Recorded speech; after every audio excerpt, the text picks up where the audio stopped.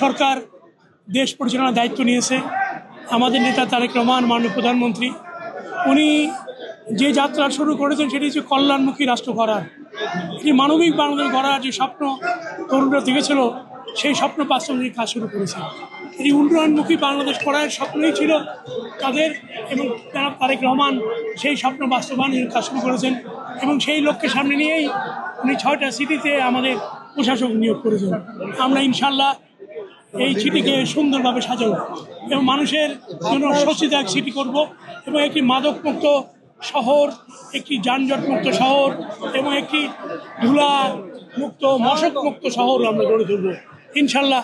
উনি আমাদের বলেছেন এগুলো করে রিপোর্ট দেওয়ার জন্য, আগামীতে ওগুলো দেখবেন, দেখেই আগামী কর্মপন্থা উনি নির্ধারণ করবেন। এগুলো কি আপনার প্রায়োরিটি লিস্টে থাকবে? ফার্স্ট প্রায়োরিটি লিস্টে। এবং সেভাবে আমরা স্বরাষ্ট্রমন্ত্রীর সাথে বসেছি, আমরা বলেছি যে শহরের মাদকমুক্ত শহর করতে গেলে আরও কঠিন এবং কঠোর পদক্ষেপ নিতে হবে এবং চাঁদাবাজদের দৌরাত্ম্য কমাতে হবে, তাদের হাতকে চেপে ধরতে হবে।